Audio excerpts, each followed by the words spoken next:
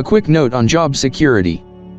So, before I finished last time, I left you with a quick note on job security. I feel like I left out a crucial aspect. It isn't just enough to find yourself in a job that is meant to provide a product, or service, to one, or many others. What's crucial is if there is a demand for such a product or service. In good times you can ride on cheap and easy money. What's good about the times of cheap and easy money is, it's there for you to make, and it's there for consumers to spend. However, in hard times, if you find yourself in an industry where people decide they can live without, you're in trouble. Bottom line, it's best to find yourself in an industry that's well needed. Or, if you see hard times coming, jump ship early. Anyhow, the culture war in regards to crypto. To my knowledge, there are 4 types of crypto buyers. Those who think crypto is the currency of the future, those who don't want big government in their wallet, those who believe crypto is money for the people, and those who believe blockchains are the future of human existence. I will refer to them later as groups A, B, C, or D. They're in the order I mentioned them first. To be quite honest, up until just a few weeks ago I would have called all these people completely and utterly brain dead. However, I have come to the realization that those who are enthusiastic about blockchain technology aren't so dumb. After reading about blockchain tech for a bit, I see where it can be used, and why one could be excited about it. However, buying crypto because I like blockchains is still pretty dumb. I don't blame them, however. All 4 groups have been duped by 4 different scams. All funded by Russia and China. But first let me elaborate on blockchains.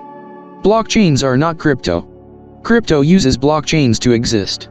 If crypto vanished, blockchains would remain. It isn't vice versa. Blockchains are an organization device for large lists and transactions. Not just transactions of money, but information. What rings in my mind is AI. Currently, AI is pretty good, but you can see where it fails. I could be wrong, but blockchain technology would be a way to straighten out the missteps AI makes when in the field.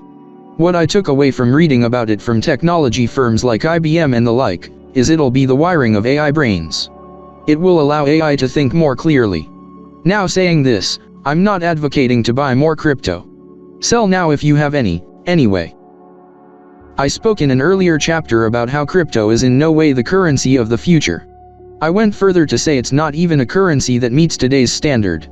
The reason Group A thinks crypto is the money of the future, isn't just because they were convinced of it by highly sophisticated and talented scam artists. Oh wait, that is the only reason. However, what makes it so believable is that it's digital. We're being reminded perhaps every day how important the digital world will become to our everyday lives. Physical money is a thing that will one day remain in the past as a novelty. Group A has no idea all the purposes of money. To be fair, I do believe the vast majority of people are clueless as to what money is meant for. May I remind you, if you don't know, money is an incentive for you to produce or serve. The state, your country's government, issues money to you, the citizen, so that you get work done. Crypto is essentially money fraud. One can just get a computer and make a token. It sounds great. We should all do that. I mean, why wouldn't we? Then we wouldn't need to work. It's a no-brainer. Turns of phrase such as, everyone should do it, rarely signifies literal sincerity. If someone truly meant, everyone should make crypto, then no one would need to work. Who would make the computers? Who would sell them if they were made? If one didn't have a car, who would drive your bus to a Best Buy closest to the bus stop? If you owned a car, perhaps you have to fill up before you go to a Best Buy. The gas station would be shut because they don't need to work. They're making crypto as money? Do you see this? Money is an incentive issued by the state to get the citizens to provide needed services and products to each other. If everyone produced their own money, society would collapse. Now what if only a select few people produced their own money and didn't need to work? That sounds like theft to me. How will that go, when the poor start sniffing around for who to blame? Competent governments know this. They will crack down and crypto will go bye-bye. One way I see this happening is governments will issue sanctions on crypto transactions. A very quick note about fascism. Fascism isn't a government that means to persecute peoples of particular class or color. It means to take control of the economy. That's different than capitalism that has a truly free market. It's quite different than communism, where every aspect of the economy is scrutinized, Or should I say meant to be scrutinized.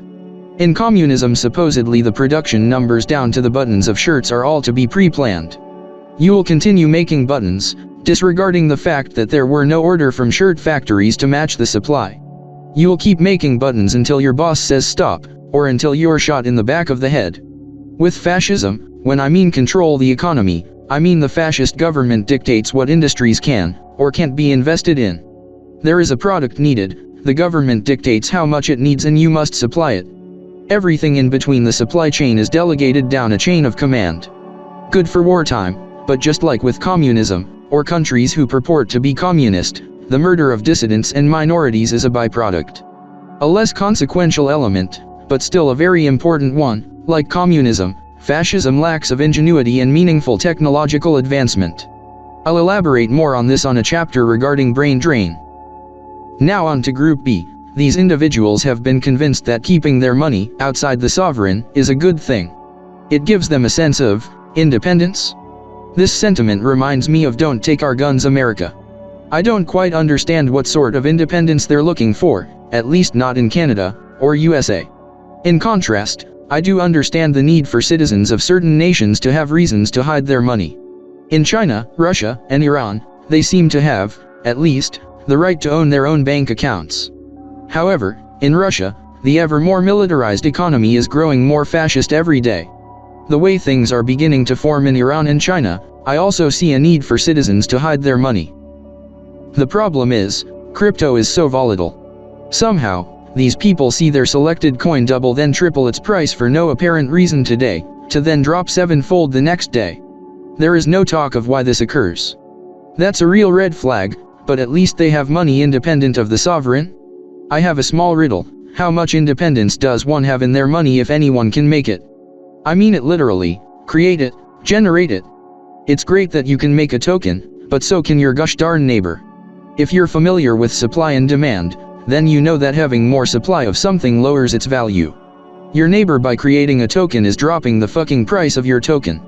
You can't tell them to stop, they'll tell you to fuck off. So you have no control over what others do to your money. Doesn't sound like independence to me. As for Group C, these people have been convinced that crypto isn't so much money as it is a stock. It's like an investment for the people. This for the people stuff sounds very Marxist, and it is. The crypto buyers of Group C are woke Marxists. Listening to the reasoning of why they have faith in crypto fills me with dread. I don't understand why it doesn't affect them the same way. The market never closes, that's why it's better. In what world would a volatile market that never closes be beneficial? Oh, I know. In a world of pump and dump schemes. So this one. Listening to Group C's logic is mind-numbing. These people are clearly being robbed every day they own a token, but somehow think this will bring on a Marxist revolution. I mean, in what way is investment in crypto redistributing wealth? It makes no sense to me. Finally, we have Group D. Here we find the smartest of the bunch. These are an elite class who have good jobs in offices.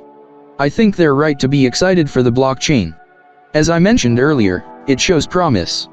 However, these people are convinced that buying crypto somehow is an investment in blockchain advancement, which it is not. Someone just is using the blockchain to make public bank accounts. When I say public, I mean anyone can put in or out. Figuring out the right time to pull out money is for the scam artists, who do this every day. If you buy crypto, you're paying a criminal's wage, in more ways than one. Before I rag on about how crypto is a criminal's playground, I want to shed light on how very different the peoples who advocate for crypto are. Why does it matter that people across the political divide have a positive view of crypto? It's because I want to perhaps prove that Russian espionage is working to infiltrate the minds of everyone, not just those on the right. The Russian social espionage outside of crypto preys on the fears of everyone from different angles. Not only is Moscow, and the like, trying to make people across the political divide hate each other, it's trying to equal parts steal from them. So, have you ever heard of Team Jorge? As of this writing, February 17th, 2023, I've known of this entity for 3 days. It is an espionage bot farm for hire. Sounds crazy, but it's already on the news. Thank you, France 24 English. Supposedly they're responsible for tilting 27 elections in the past 10 years in the favor of their customers. Who their customers are is still being unraveled. I'm willing to take a guess that somehow America is going to be embarrassed for being a victim, and possibly true or not, for being a customer. More importantly, and most assuredly, Russia and China are longtime customers. However, that is only my guess. I could be wrong.